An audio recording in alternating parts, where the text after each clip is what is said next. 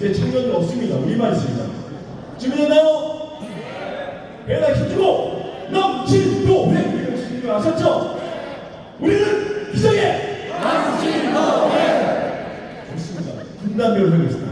이쪽 분단 준비됐나요? 준비됐나요? 야! 준비됐나요? 우리는 기적의 야가 아닙니다. 요분단 준비됐죠? 이게 원래 정성같이 터진 거니까 우리는 기적의 맞습니다. 요분단 제가 볼 때 요분단이 아주 잘할 것 같아요. 준비됐죠? 우리는 기적의 제 예측이 맞죠? 자, 마지막 분단 비출 수 없습니다. 그렇죠? 준비됐죠? 우리는 기적의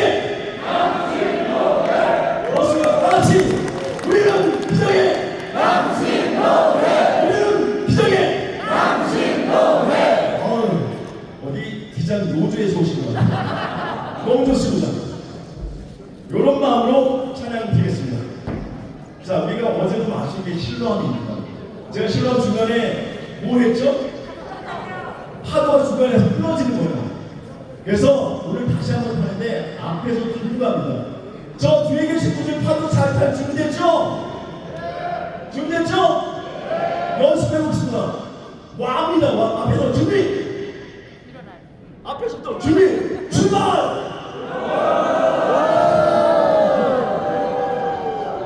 자, 끝에 가면 끝에 다시 오신 거예요. 뒤에서 또 오겠습니다. 출발! 뒤에서부터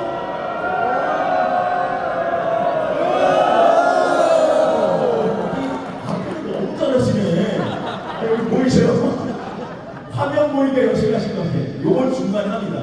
요걸 중간에 잘 맞추시면 됩니다. 자, 실험 힘차게 찬양드리겠습니다.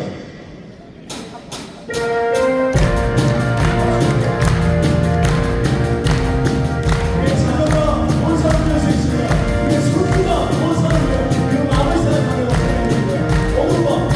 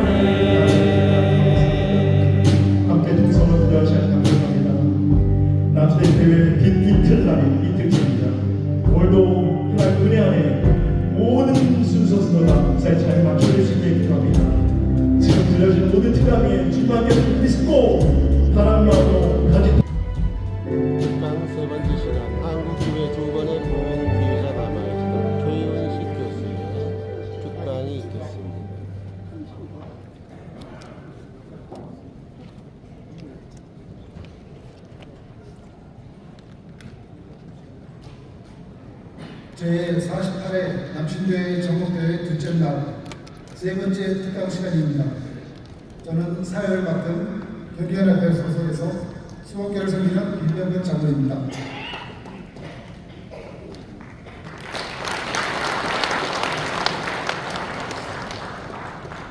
특강에 앞서 우리를 대표하여 군사연합회장이신 오병철 장로께서 기도해 주시겠습니다.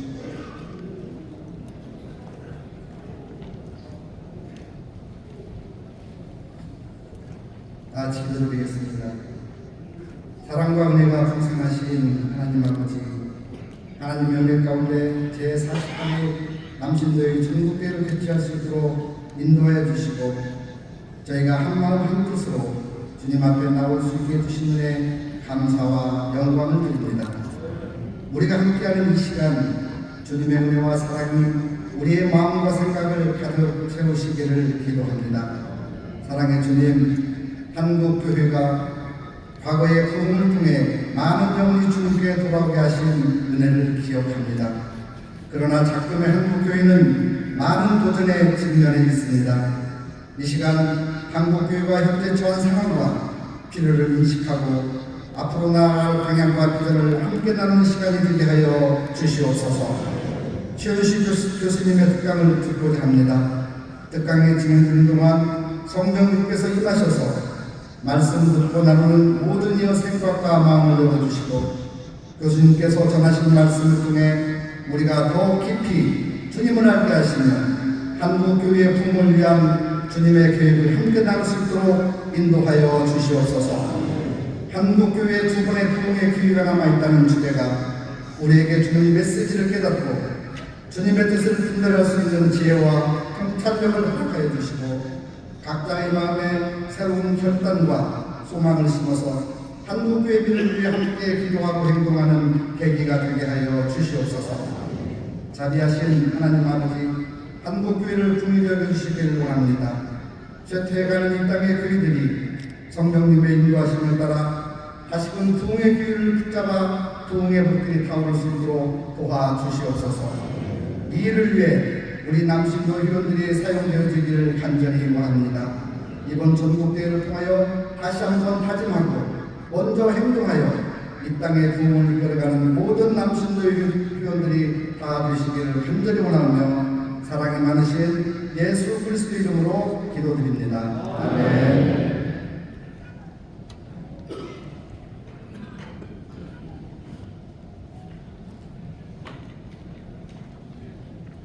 다음은 한국교회 두 번의 부흥기회가 남아있다는 주제로 말씀하실 아시아 미래 연구소장이신 최윤식 교수님의 강의가 있겠습니다. 최윤식 교수님은 전문 미래학자이시며 아시아 미래 인재 연구소장과 세계 전문 미래학자 협회 이사이시고 최윤식 TV 유튜브 방송을 하고 계십니다. 최윤식 교수님을 모실 때 큰 박수 부탁드립니다.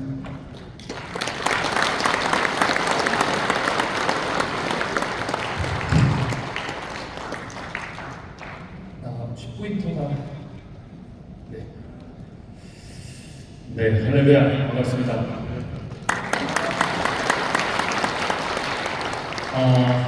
네, 포인트를 받아주시고요. 오늘 제가 우리 남신도에 전국대에 왔는데요. 놀랐습니다.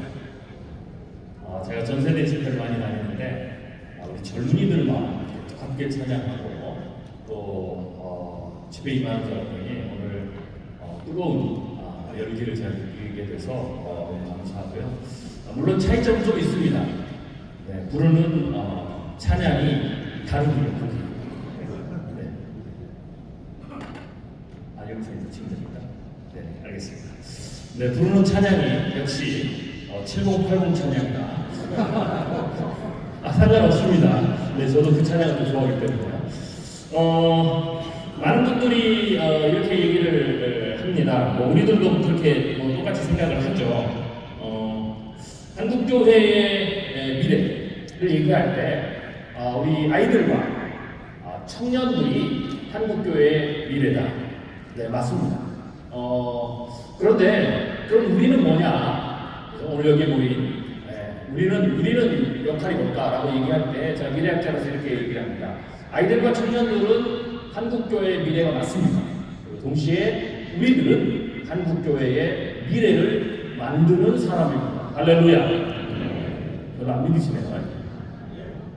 내가 지금 은퇴를 해야 되는데 나보고 뭘 자꾸 만들라고 그러더니 이건 제 얘기가 아니고요. 여러분들 오늘 찬양 뜨게 하셨는데 여러분 스스로 찬양하면서 고백하셨잖아요.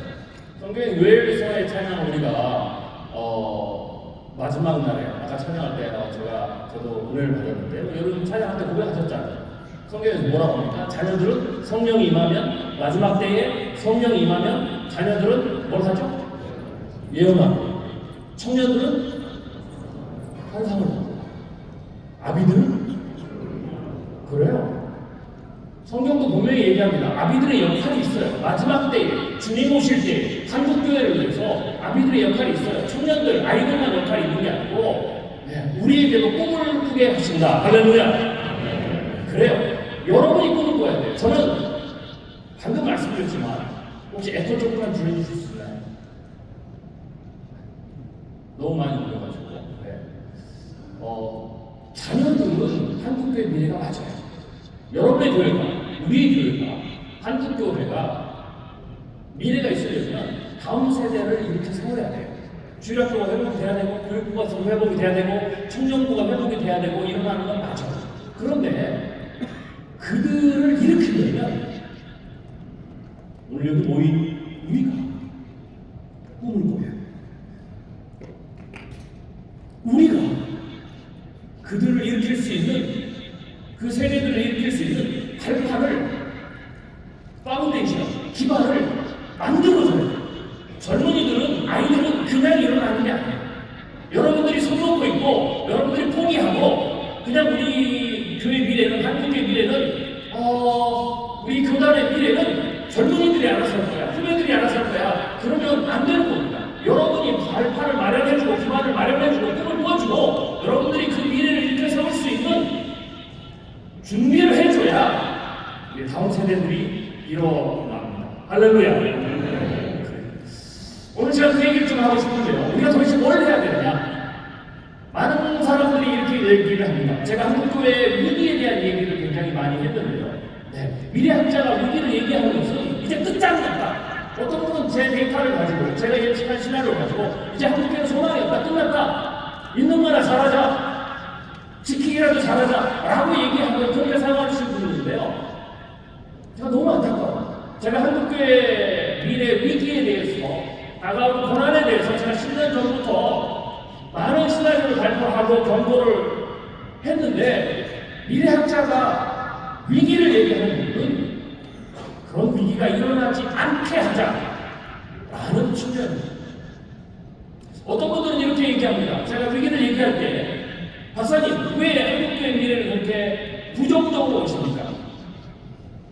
미래는 부정적으로 보시면 안 됩니다. 동시에 미래는 긍정적으로 봐도 안 됩니다. 미래는 객관적으로 보셔야 됩니다. 다시 말씀드립니다. 미래는 부정적으로 봐도 안 되고 미래는 긍정적으로 봐도 안 되고 미래는 객관적으로 보셔야 됩니다. 단 우리가 객관적으로 봤을 때 그게 다가오는 우리 앞에 다가오는 미래가 위기든 기회든 그거를 대하는 태도를 믿음으로 해야 됩니다. 소망으로 해야 됩니다. 할렐루야. 그래야만이 지금의 위기, 다가오는 위기를 극복하고 더 나은 미래, 더 나은 교회, 또 새로운 부흥을 만들 수가 있습니다. 미래학자가 위기를 얘기하는 것은 바로 그런 이유 때문입니다. 오늘 제가 수많은 데이터를 통해서 우리 앞에 놓여있는 앞으로 다가오는 한국교회 위기가 무엇인지를 얘기한 겁니다. 그러면서 동시에 거기서 끝나는 것이 아니라 저는 늘 이렇게 얘기합니다. 한국교회 위기를 얘기하는 이유는 우리가 이 위기가 있기 때문에 이것을 방치하면 우리는 소멸될 수 있지만 불구하고 지금이라도 우리가 현실을 정확하게 인지하고 우리가 어디서 떨어졌는지를 정확하게 인지하고 정확하게 보고 우리가 다시 회개하고 주님께로 돌아가서 우리가 해야 될 일을 충성하며 우리가 품어야 될 소망을 우리에게 새로운 부흥을 주신다라는 것을 이야기하고요. 저는 한국교회 앞으로 2번의 더 대부흥기가 남아있다고 얘기합니다. 할렐루야. 저는 이 2번의 부흥기가 여러분이 살아생전에 주님 앞에 가기 전에 우리가 천국 가기 전에 반드시 보게 될 것이라고 확실합니다. 할렐루야. 이 정도 가지고는 안 되는데. 다시 말씀드리겠습니다. 저는 미래 학자로서 한국교회 하나님께서 아직도 우리 교단에 우리 교회 아직도 2번의 새로운 부흥기를 준비해 놓으셨다라고 믿습니다. 우리가 살아생전에 이 2번의 부흥기를 반드시 공급할 겁니다. 할렐루야. 소망이 있네요. 근데 속으로는 안 믿는 분이 계셔요. 제가 그냥 외치는 게 아니라 오늘 데이터를 가지고 제가 왜 그런 예측을 하는지 하나하나 설명드립니다. 물론 오늘 여기 오신 분들은 한 달 전에 제 강의를 들으신 분이 한 절반 되신다고 낯설지 않으시죠 제가. 그때 강의가 지금 강의는 디테일이잖아요.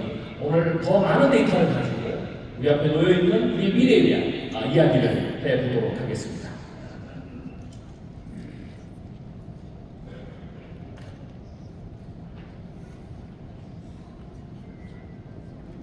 잠깐만요.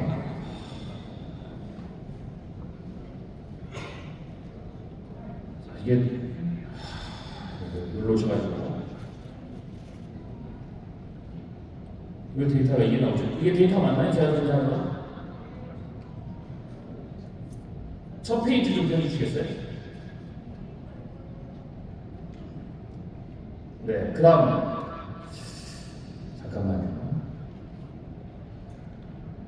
네, 죄송합니다. 제가 데이터를 드렸는데 데이터가 앞에 짧게 나가는 것 같아요. 앞에 이제 잠깐만 보겠습니다.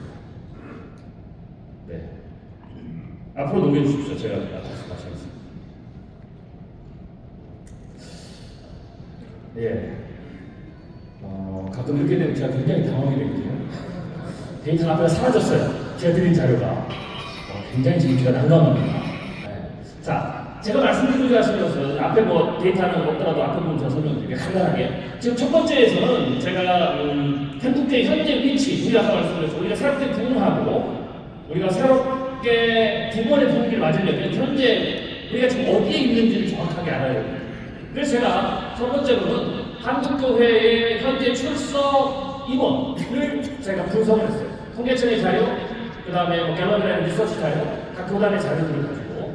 네. 그래서 코로나19 전 자료를 보면 대략 한 달에 주일예배 최소 1회 이상 출석하는 성도들을 분석을 해보면 대체적으로 대략 550만 정도가 됩니다.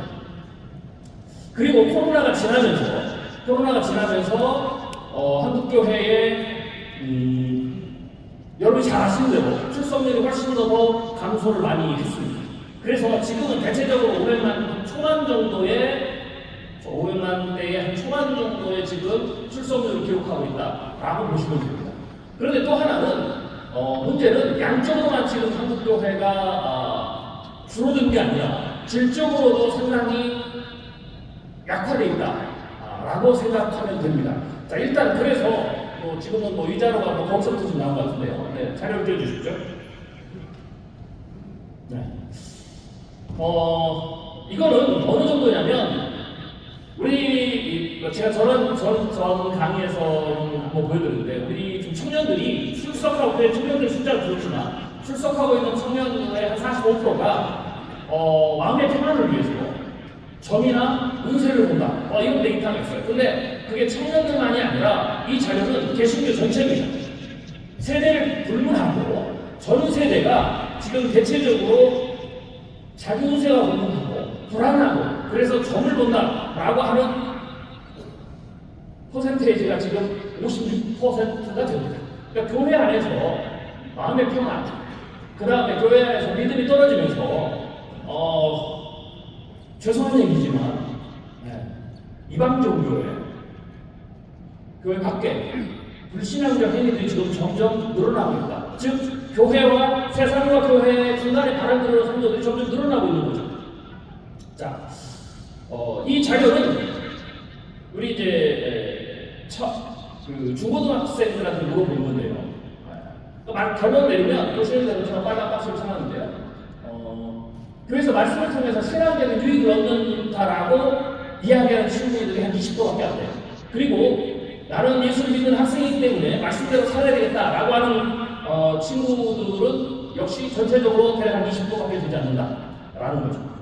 그 다음에 교회 전체의 영적인 리딩 역할을 해야 되는 목사님들의 영적 상태가 코로나를 지난 이후에 지쳐있다, 영적으로 탈진해 있다라는 퍼센테이지가 60% 이상 가까이 된다. 그러니까 리더십이 크게 흔들린다라는 거죠. 리더십이 크게 흔들린다는 것은 목사님들이 어떤 실거지약을 범해서 그런 문제가 있다라는 얘기 아니에요. 사실 한국교회 목회자들이 한국교회 전체적으로 목회자들이 한 10만 정도가 못 되는데 그 중에서 우리 언론을 통해서 나오는 정말 그 실거지약을 범해가지고 세상에 탄의 대상이 되고 있는 목회자들은 극히 드물어요. 별로 잘 안 믿으시네요. 극히 드뭅니다. 근데 그게 심소문제가 돼가지고 언론 매스컴에서 큰 교회에서 그러니까 되지만 대부분의 목회자들은 정말 주님 앞에 여전히 신실하게 하나님의 주신 사명을 잘 감당하기 위해서 애쓰는 목회자들이 여전히 많이 있다는 거예요. 저는 그게 한국교회 굉장히 중요한 자산이다라고 생각해요. 근데 문제는 뭐냐면 그분들이 영적으로 심하게 지금 탈진해 있다는 거예요. 지쳐 있다는 거예요.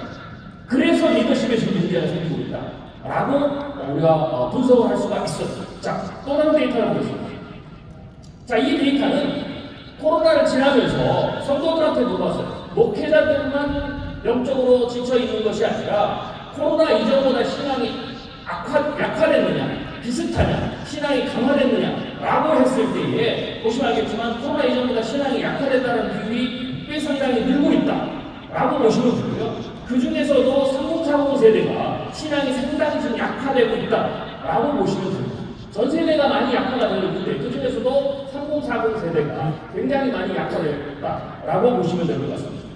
또 다른 자료를 보겠습니다. 그런데 이 3040 세대에게 물어봤습니다.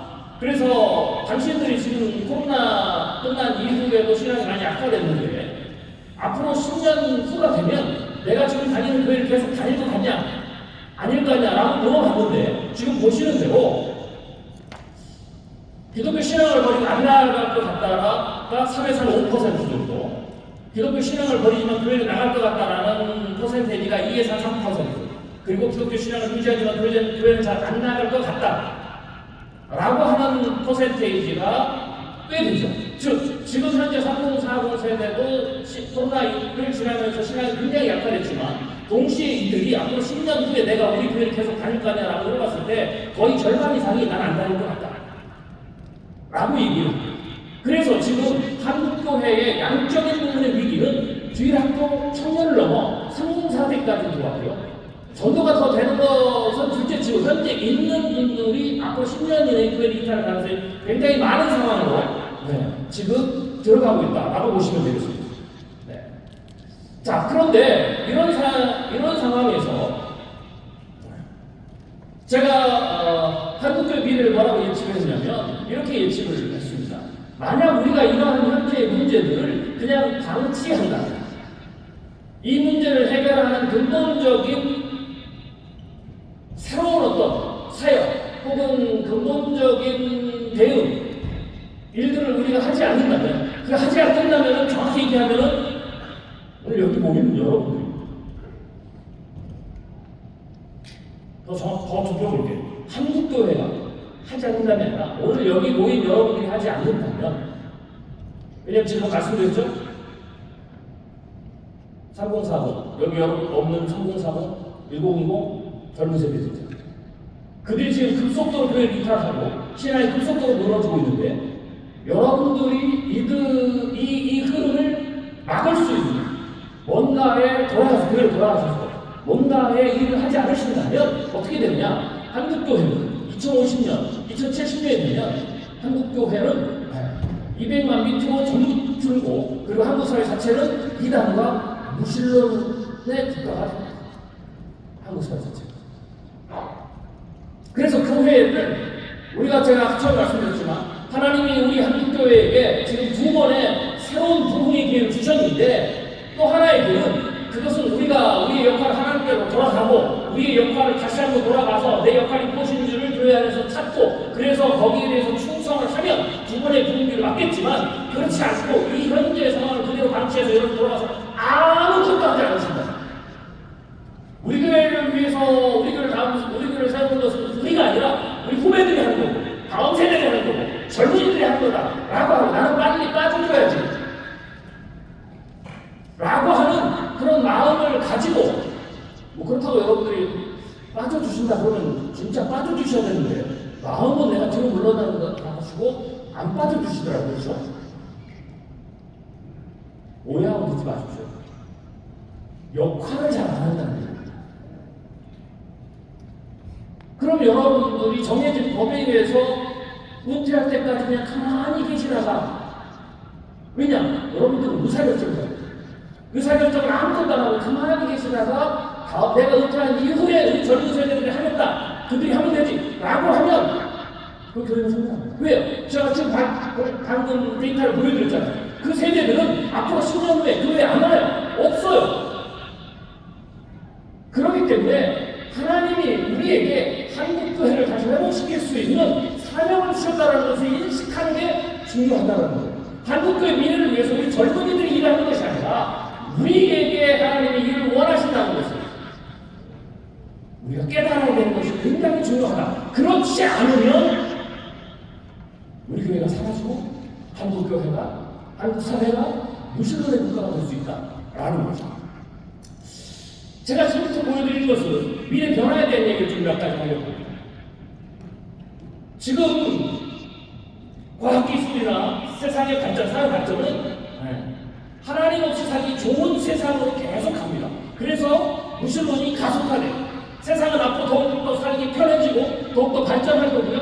그리고 이 기술들이 점점점 인간의 지능, 인간의 역량을 뛰어넘는 기술들이 오기 때문에 사람들이 어떻게 생각하냐면 신을 믿는 것이 어리석다, 이런 첨단 사회, 신이 필요가 없다 라고 생각할 수 있는 것은 간단한 거죠. 그러면서 지금 현재의 30, 40 세대 밑으로 일어나는 지금 양적인 상황과 질적인 수준과 이런 것이 맞물려 떨어지면서 급격하게 앞으로 10년, 20년 후에 지금 30, 40 세대들이 10년, 20년 후에 40, 50, 60 세대가 되겠죠. 그 세대들이 전부 초토화되는 거예요. 그래서 교회가 소멸됩니다. 자, 세상의 변화를 몇 가지 제가 좀 보여드리도록 하겠습니다. 제가 기업에서 강의를 하는 건데, 기술 폭풍이 앞으로 5년 후에 더 다른 발전들이 시작되는데요. 첫 번째로는요, 5년 내에 인문대 시대가 시작이 돼요. 그래서 인간의 지능이 폭발적으로 증가되는 그런 시대가 일어나죠.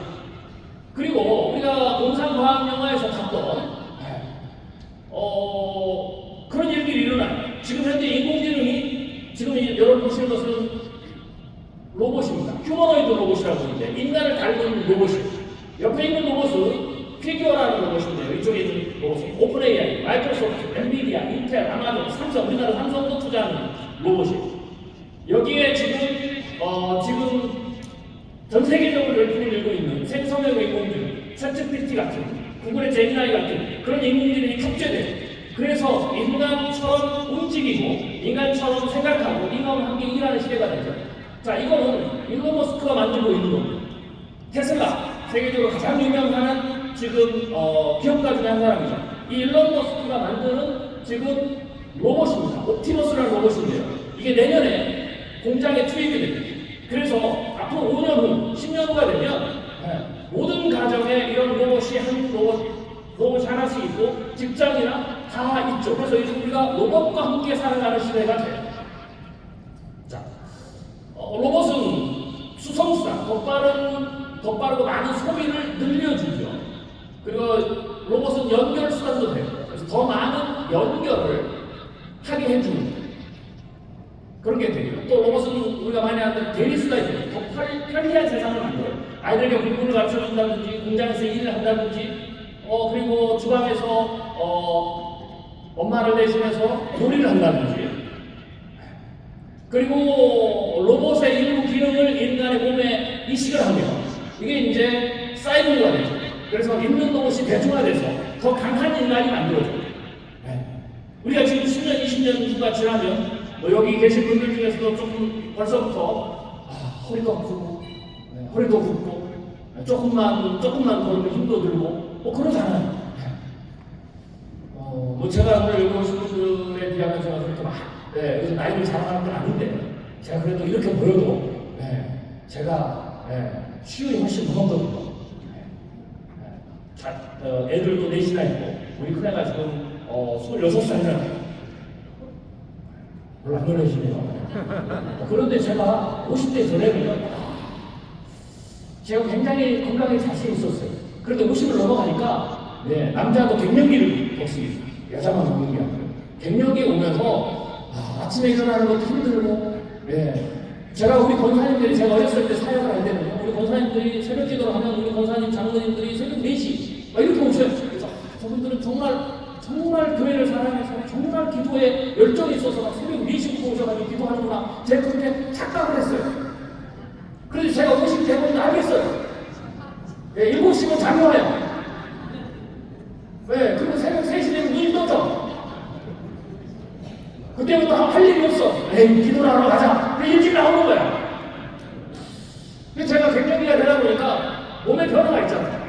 근력도 줄고, 또 근육 감소는 또 사실 WTO가 질병 코어도 분류했거든요. 그래서 점점 나이가 들수록 허리도 붓고 근육도 약화되고 또 지적인 능력도 떨어지죠. 그런데 문제는 아까 그 인공지능 이런 로봇을 입으면 어떻게 돼요? 다시 근력을 회복하고 나이가 들면 또 지능을 회복하게 되는 거예요. 입는 로봇인데 이 입는 로봇 같은 경우 공장도 들어가는데요. 우리나라 이거 이제 초경량화를 하게 돼요. 5,000원 입게 돼요. 그럼 여러분들이 이 입는 로봇을 입으면 이게 비싸긴 하지만 안마기보다 싸요. 그래서 렌탈에서 다 입고 다닐 수가 있어요.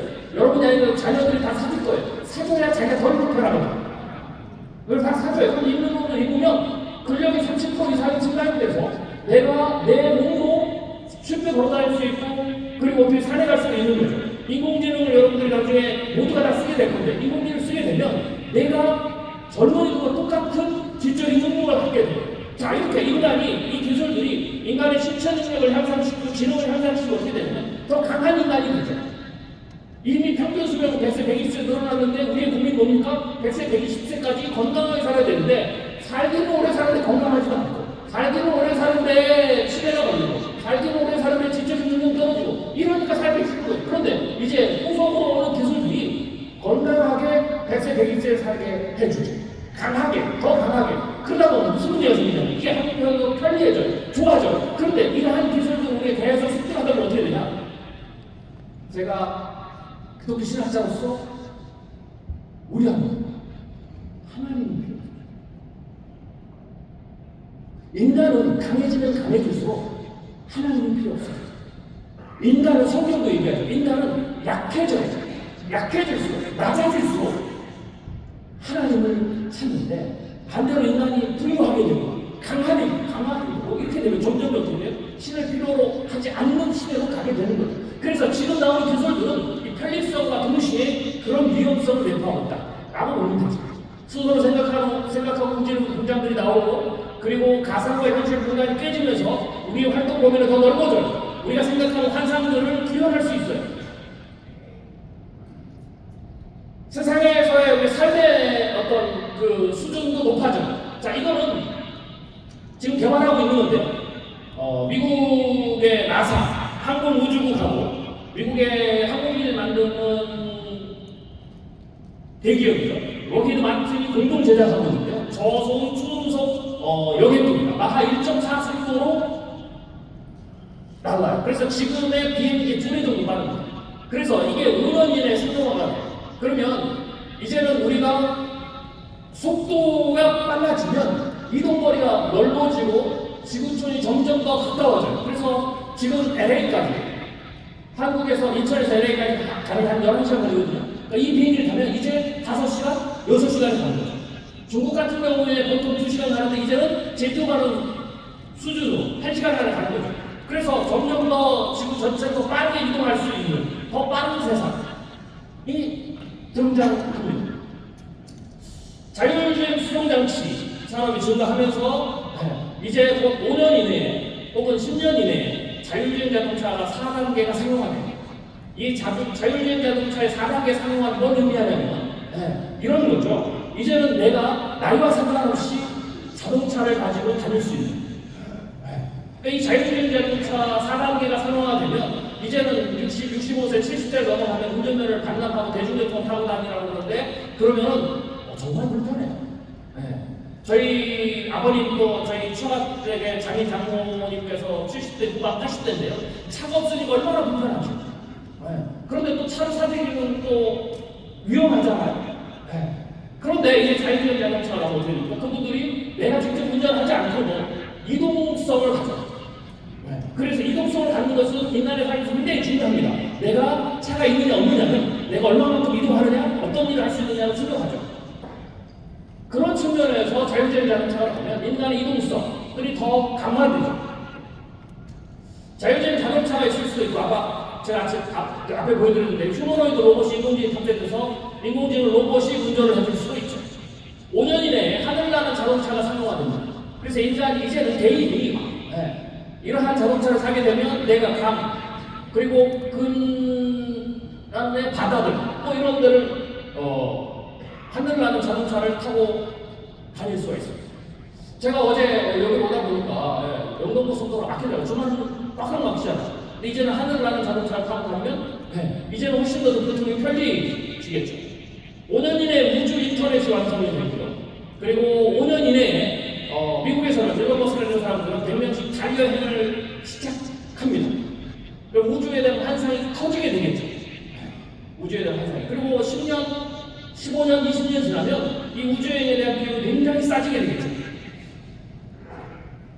그래도 우리가 중국앞에 가기 전에 달나라 여행을 한번 가고 가야 되겠습니다. 그런 시대가 생긴다라는 거죠. 일론 머스크는, 테슬라가 만드는 일론 머스크는 달이 아니라 5년 이내에 화성의 탐사를 시작하겠다. 그래서 화성에 인류를 정착시켜서 화성 안에 새로운 제너레이션, 새로운 세대를 만들겠다라고 얘기를 합니다. 그리고 또 하나는 인공지능이 계속 발달하면 기존의 어떤 그 생명과학 기술과 연결이 돼요. 그래서 이건 이제 예 중에 하나인데 챗GPT하고 생명과학에서 유전자 가위라는 기술이 있는데 이것과 연관되면서 유전자 가위의 기술들을 바이오테크놀로지 기술을 훨씬 더 증강을 시켜요. 그럼 이게 도대체 이게 무슨 말이냐? 그냥 쉽게 말씀드리면 앞으로 시간이 갈수록 질병에 대한 치유가 빨라진다는 거예요. 불치병, 난치병의 치유가 빨라진다는 거예요. 오늘 여기 계신 사람 분들 보면 저도 그래요. 50대를 넘어가니까 두려워하는 질병이 생기더라고요. 그게 뭐냐? 혈관질환이에요. 혈관질환은 심근경색부터 시작해서 그 다음에 뇌로 가면 치매를 만들죠. 그래서 가장 우리가 두려워하는 게 치매, 알츠하이머 이런 건데 앞으로 5년, 10년 정도 지나면 이제는 우리가 두려워하는 치매라든지 알츠하이머라든지 혈관성 질환이라든지 혹은 뭐 당뇨도 마찬가지고요. 고혈압도 이런 질병들을 치유하는, 획기적으로 치유하거나 그 데미지, 그 손상을 획기적으로 줄이거나 그것 때문에 큰 고통을 당하지 않을 수 있는 의학적인 새로운 돌파구들이 마련돼요. 그러니까 아까 말씀드렸죠. 제가 100세 120세 시대인데 이제는 어떻게 돼? 아프지 않고 살 수 있게 되는 거예요. 근데 문제는 한편으로는 이게 굉장히 좋은데 이러한 것들이 인간의 기술로 계속 접목이 되면 우리들 마음속에 어떤 마음이 생기냐? 교회가 올바로 서지 않고 신앙이 올바로 서지 않고 교회가 교회다운 사역을 하지 않으면 어떤 일이 벌어지냐면 사람들이 이제 신이 없이 하나님 없이 살 수 있는 시대가 되는구나 라는 생각들이 가득해진다라는 거죠. 자, 이거는 AI 의사입니다. 5년 이내에 등장하는 AI 의사인데요. 지금 AI 같은 경우는 진단 같은 경우에 인간의 수준을 넘어섭니다. 그래서 CT라든지 MRI 영상을 판독하는 데 있어서 주치의나 레지던트 수준을 넘어섰어요. 그리고 나노로봇이라든지 이런 나노기술이나 이런 것들이 또 들어오면서 혈관 안에 혈관이 막혔다. 그러면 지금 이제 스텐트 시술 하잖아요. 저희 아버님도 이 스텐트 시술을 4개, 5개 하셨는데 이제는 스텐트 시술이나 나노로봇이 들어가서 혈관을 뚫어요. 그러니까 이런 기술들이 계속 속속들이 나오니까 이제는 100세, 120세 시대를 살 수 있게 되고 그리고 또 건강하게 살 수 있게 되는 거죠. 자, 그 외에도 우리가 인간에게서 가장 두려운 질병 중에 하나가 암인데 암에 대해서도 굉장히 많은 영역에서 암을 정복할 수 있는 그런 기술들이 나옵니다. 예방 기술도 그렇고 진단 기술도 그렇고 치료 기술도 그렇고 저희 장인어른이 위암에 걸리셨는데요. 그런데 병원에 들어가셨는데 위암 진단을 받았는데 병원에서 진단을 받고 하루만 입원하고 퇴원하셨어요. 그리고 완치가 되셨어요. 왜냐하면 진단 기술 맞잖아요. 그래서 보니까 암이 연기에 연기도 진단이 빠르게 그러니까 건강검진을 잘하면 꾸준히 잘하면 이제는 암이 생명을 위협하기 전에 진단을 해요. 그래서 딱 커피만 띄어내고 바로 그 다음날 퇴원하셨어요. 그러니까 이런 것처럼 이런 기술들이 예방, 진단, 그리고 치유 기술들이 증가하면서 점점점 우리의 인간의 질병들을 해결한다는 거죠.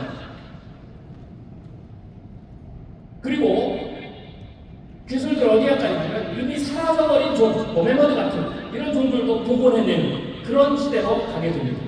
자, 제가 이렇게 말씀드리는 것은 이게 우리가 지금 앞에 우리들이 살아생전에 누리게 될 인류 문명의 발전이에요. 그런데 이 발전이 좋긴 하고 편하긴 하지만 제가 이 발전을 말씀드린 이유는 뭐냐면 맨 처음에 제가 말씀드렸던 지금 한국도회가 양적으로도 현저히 줄고 질적으로도 영성 수준이 현저히 떨어지고 그런 상황에서 지금 3040세대, 3040 세대가 앞으로 우리 한국대 우리 교회 미래를 맞추고 있는 이 세대들이 지금 어떻게 돼요? 앞으로 10년 뒤에는 그를 다 떠나겠다라고 하는 상황에서 이러한 편리한 기술들 하나님 없이도 살 수 있는 기술 오히려 이런 기술들이 어느 수를 넘어가면 야, 이 기술이 하나님인가 신인가 라고 하는 그런 수준의 세상의 변화가 맞닥뜨리게 되면 단순히 편리한 걸 넘어서 이게 영성에 영향을 미쳐서 어떻게 되냐 신앙을 다 잃게 된다는 거죠. 그래서 우리가 생각하는 것보다 훨씬 더 빠르게 우리 교회의 세대가 다 무너진다는 거죠. 단 전제는 제가 아까 말씀드렸듯이 거기에 대한 이런 미래가 일어나느냐 안 일어나느냐의 전제는 핵심적인 전제는 우리 여기에 모인 여러분이 돌아가셔서 무엇을 하느냐가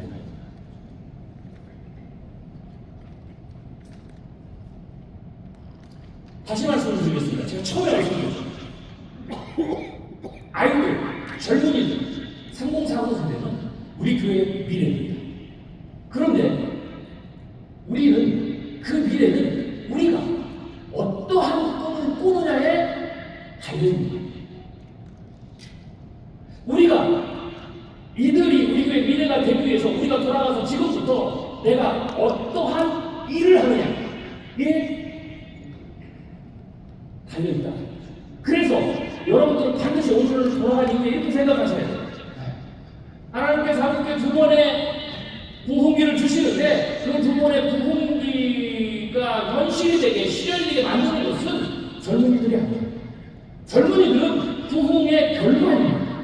그 부흥이 현실되게 우리에게 오게 만드는 것은 젊은이들 다음 세대의 역할이 아니라 오늘 여기 모인 우리의 역할이라는 거예요. 우리가 꿈을 꾸고 우리가 그 일을 되도록 미래를 만드는, 미래를 준비하는 그런 일들을 해야 된다는 거죠. 그렇지 않으면 한국 사회, 우리 교회는 소멸되거나 부실론 나라로 된다라는 거죠.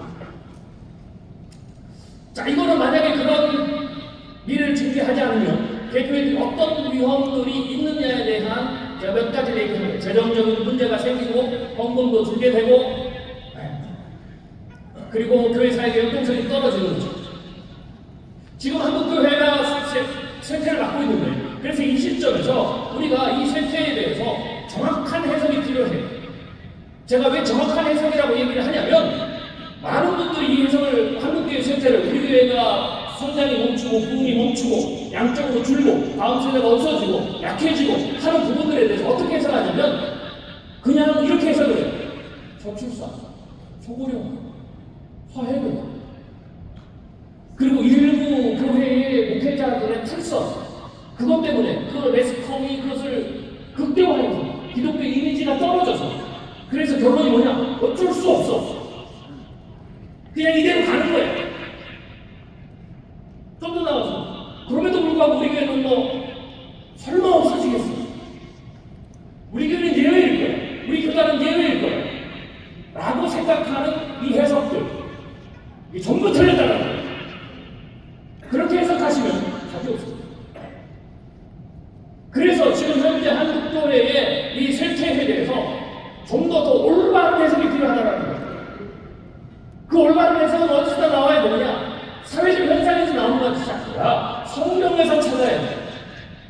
할렐루야. 그렇죠. 그러면 성경이 얘기하는 이 쇠퇴, 이스라엘 백성들이 쇠퇴가 올 때, 이스라엘도 보면 여사적 종교가 부흥할 때가 있고 종교적으로 여성을 부흥할 때가 있고 쇠퇴할 때가 있어요. 이거 반복을 했어요. 그때마다 하나님이 이스라엘 사회가 이스라엘이 종교적으로 쇠퇴할 때에 대한 해석을 해주셨어요. 우리도 교회도 그 해석을 따라야 돼요. 그 해석이 뭐냐? 이거죠.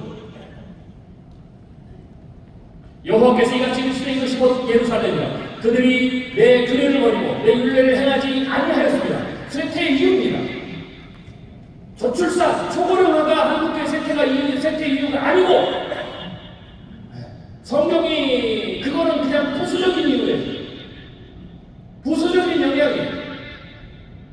제가 너무 답답한 게 물론 저출생은 혹은 초고령화는 그의 영향을 줘요. 저출생은 전체적으로 전체 총 숫자의 감소를 분명히 영향을 줍니다. 그런데 너무 안타까운 것은 이렇게 생각하십니다. 지금 한국 사회의 총 인구가요, 한반도에 우리 한민족이 정착한 5,000년이 넘는 역사 이후로 지금 한국 사회의 총 인구가 가장 많아요.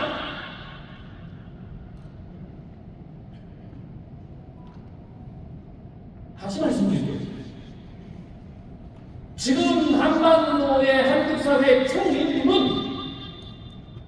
인구는 한반도의 한민족이 정착해서 5,000년 역사상 가장 많다고요. 우리 인구가 3천만 원, 수천만이 준 게 아니에요. 지금 오히려 인구는 가장 많아요. 그런데 한국교회는 지금 최저점 발전에 가고 있다는 거죠. 그러니까 우리의 지금 쇠퇴를, 우리의 무너짐을 사회적 현상에서 찾지 마세요. 앞뒤가 안 맞아요. 인구 구성상은 변할 수 있어요.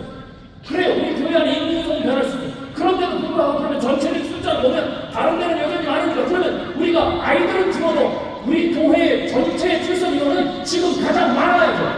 한국 사회가 지금 가장 인구가 많으니까.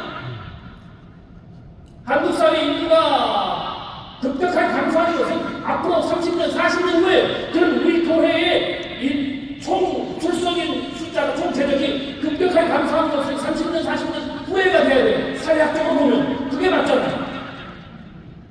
한국교회는 그보다 빨리 줄어든다는 거죠. 그러니까 현재 우리의 쇠퇴를 사회학적으로 찾지 마시라고. 사회학적으로 찾는 거는 제가 그냥 죄송합니다. 제가 이렇게 얘기할게요. 그리고 다 아는 사람입니다. 지금의 우리의 무너짐을 변명하기 위한 거예요. 성경은, 하나님은 분명히 얘기합니다.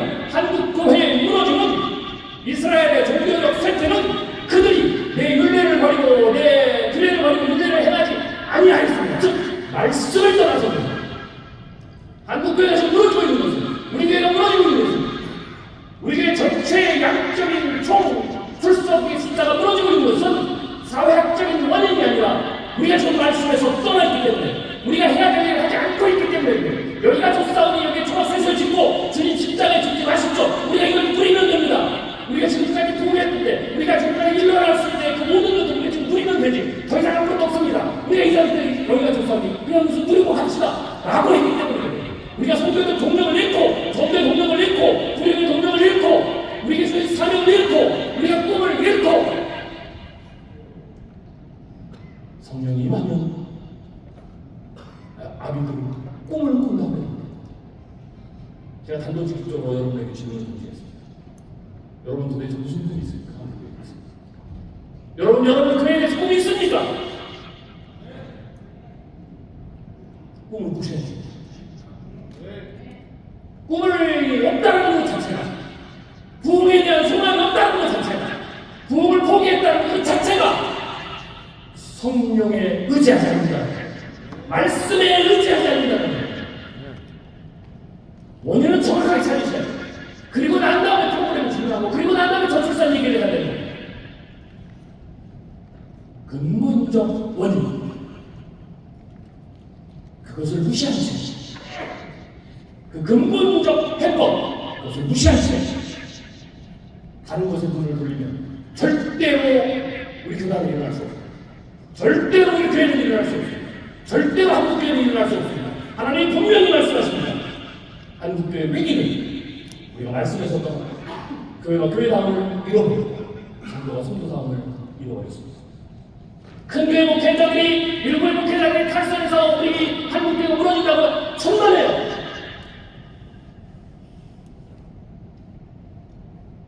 종교가 인류 역사 수천 년에 있었는데 종교 지도자들의 일부가 타락하고 문제를 일으키고 하는 것은 어제 오늘의 얘기가 아닙니다. 늘 일어나는 일이에요. 그럼에도 불구하고 어떨 때는 교회는 그런 주태들이 일어나는 불구하고 종교사에서 그런 일들이 일어나는 불구하고 종교는 부흥할 때가 있어요. 그런 일이 없어도 무너질 때가 있었습니다. 그래서 그건 역시 핑계입니다.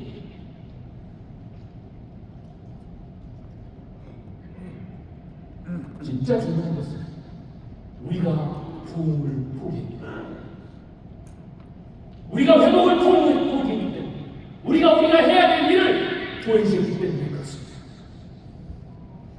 하나님 말씀하십니다. 그렇기 때문에 내가 너희를 친다. 이방인의 목전에서 너에게 벌을 내리게. 내가 나의 삶을 두고 맹세하노니 내가 모든 미운 물건과 모든 가증한 일로 내 성소를 더럽혔은즉 나도 너를 아끼지 아니하며 긍휼을 베풀지 아니하며 미약하게 하리라.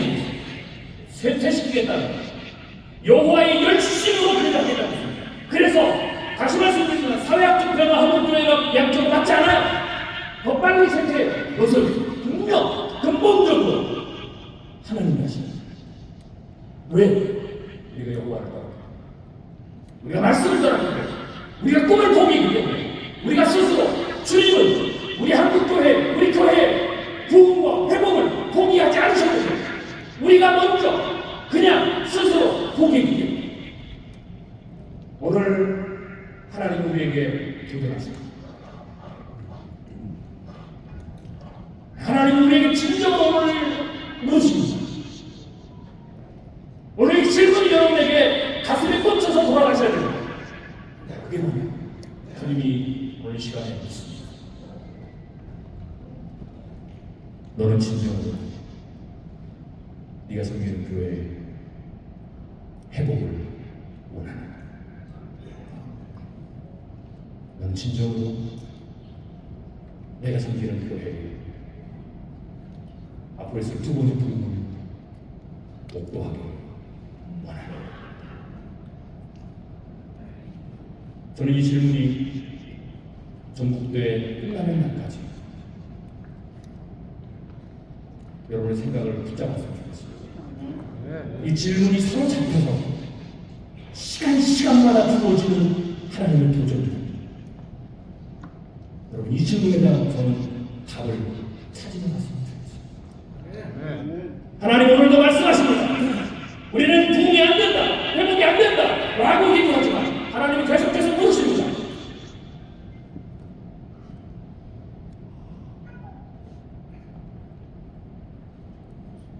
이스라엘 백성들이 만나를 먹었습니다.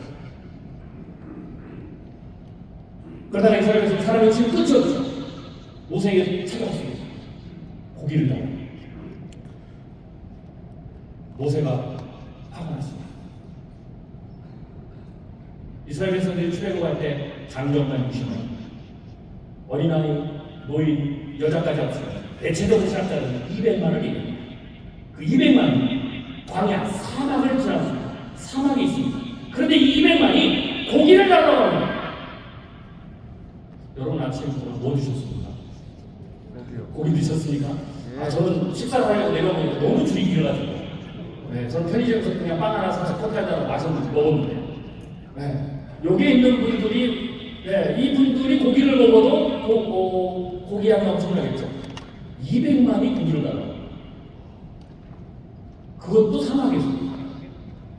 모세가 황당한 겁니다. 이건 말도 안 되는 겁니다. 그래서 모세가 하나님 앞에 따졌습니다. 하나님 이들이 고기를 달라고 하는데 200만이 한 끼를 먹으면 고기가 있다고 하는데 소, 양, 돼지 얼마나 잡아야 됩니까?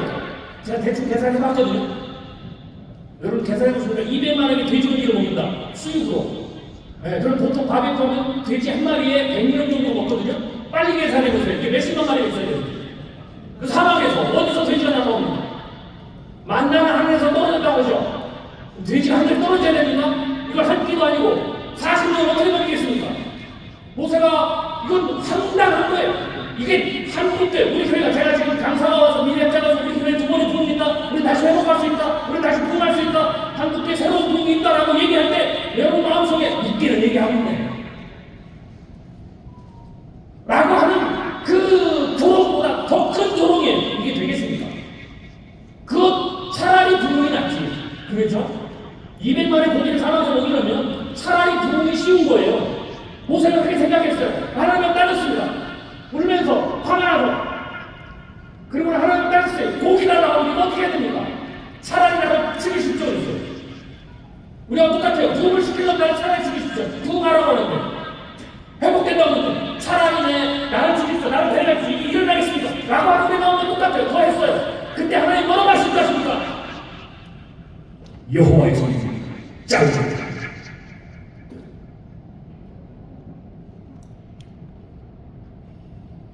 한국교회 부흥 두 번 반드시 옵니다.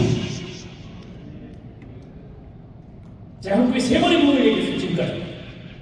2번의 부흥이라고 4차 부흥, 5차 부흥을. 제가 4차 부흥, 5차 부흥, 5차 부흥 뭐라고 그러냐? 왜 한국교회는 미래학자에서 부흥이 반드시 오냐? 라고 제가 장담할 수 있는 이유는 한국은 통일이라는 전수가 남아있습니다. 할렐루야. 아멘. 통일이 되면 독일의 교회를 보세요. 독일은 경제가 무너지고 인구가 줄고 그걸 해도 쇠퇴했어요. 그런데 독일이 된 이후에 독일 경제는 다시 회복하고 독일의 사회적 인구는 더 늘었고 독일 교회는 다시 새로운 복이 찾아왔습니다.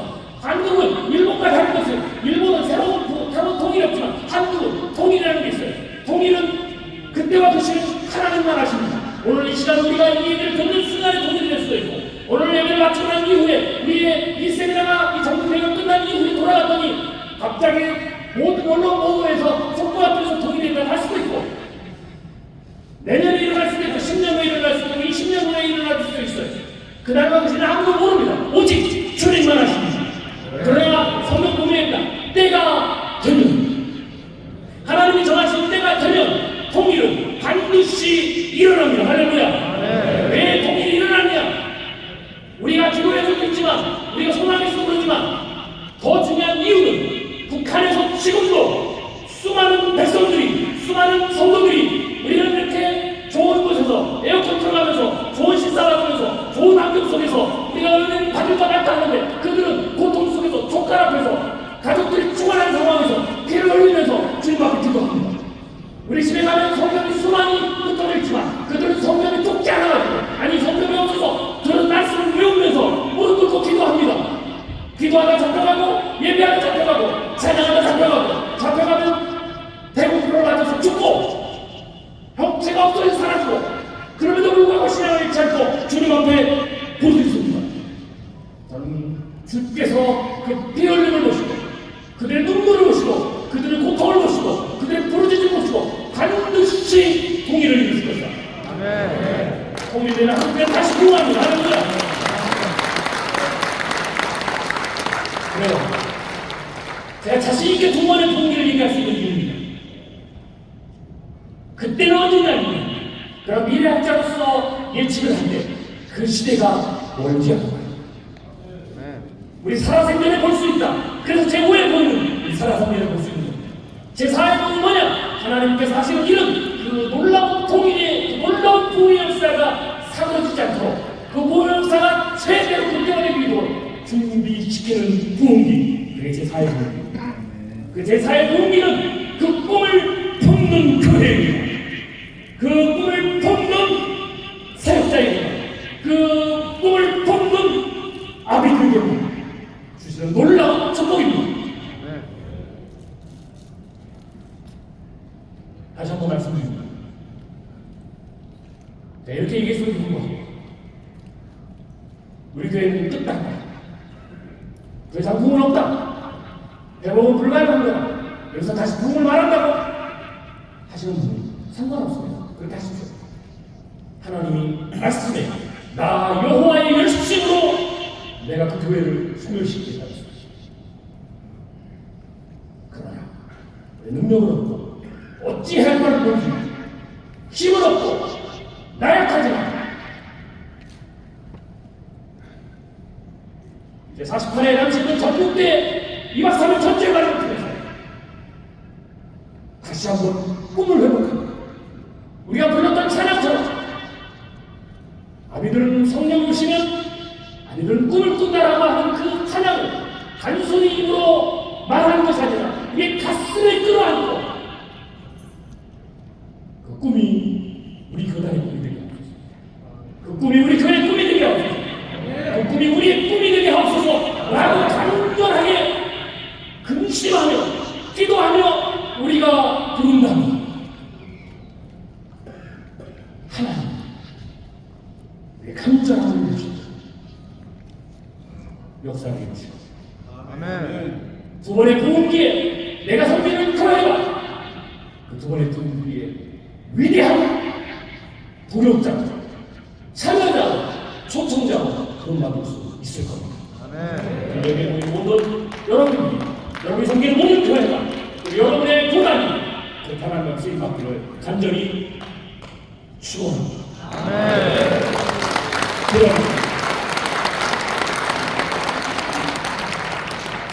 주님 감사합니다. 부족한 종이 짧은 시간에 주님의 소원, 주님의 꿈을 함께 나눴습니다.